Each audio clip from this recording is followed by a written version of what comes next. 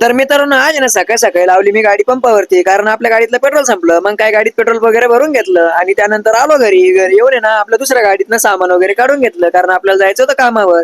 त्यानंतर मग मी ना निघालो कामाला.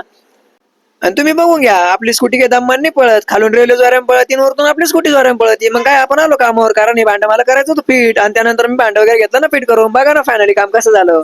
आणि त्यानंतर मी आलो घरी आणि नारळ घेतलं होतं मग सोडून, कारण मला खायचं होतं फोडून. पण मम्मी दिली त्याचीच मला इडलीची चटणी बनवून. मम्मी म्हणे घे पटकन इडली बनवली, इडली सोबत खाऊन. मग इडली वगैरे खाऊन निघालो ना मी वाळूज पंढरपूरला, कारण मला तिकडे जायचं होतं एका कामला. त्यानंतर गेलो आम्ही ब्ल्यू डार्टला, कारण आमचं तिथं होतं पार्सल. मग आम्ही ब्ल्यू डार्टला वगैरे आलो आणि आमचं पार्सल वगैरे घेतलं. आणि त्यानंतर म्हटलं आपण एटीएम ला पिन वगैरे जनरेट करून आहे ना पैसे टाकून बघू. मग कारण एटीएम वरूनच मी पैसे टाकून घेतले. आणि त्यानंतर आहे ना मला हे काम करायचं होतं, कारण हे ना कालच काम केलंय नाही तुटलं होतं. त्यानंतर सामान वगैरे बघितलं. मग काय आपल्या पिशवीत ना काहीच सामान नव्हतं. म्हटलं मग आता जावं लागेल आपल्याला दुकानवर. कारण मग मी निघालो तिथून दुकानावर सामान आणायला. तिथून सामान वगैरे घेऊन घेतलं आणि काम वगैरे करून घेतलं. आणि त्यानंतर मग मी निघालो थेट घरी. आणि घरी निघाल्यानंतर आहे ना आपण बाबाच्या रस्त्याला गेल्याशिवाय राहत नाही, कारण बाबा पेट्रोलियम पासून समोर आल्यावर इथलं वातावरण बघण्यासारखं असतं. वा बघा ना तुम्ही पण, कायच खतरनाक वातावरण झालंय पुन्हा आज पण. आणि त्यानंतर घरी येऊन मग फ्रेश वगैरे झालो आणि आलो सिद्धिविनायक प्रवेशद्वार मध्ये, कारण इथं आहे ना आपला येणार होता मित्र वैभव.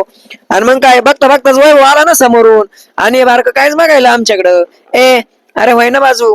आणि मग काय वैभवला वगैरे भेटलो. आणि त्यानंतर मला जायचं होतं फंक्शनला. आणि मग काय फंक्शनला वगैरे आलो. आणि काय बघतो तर मीच एकटं येऊन फंक्शनला, सगळे आलो बाकी मंडळी पाठीमागे. तर भेटू उद्याच ब्लॉग मध्ये. तर तिकडे बाय बाय.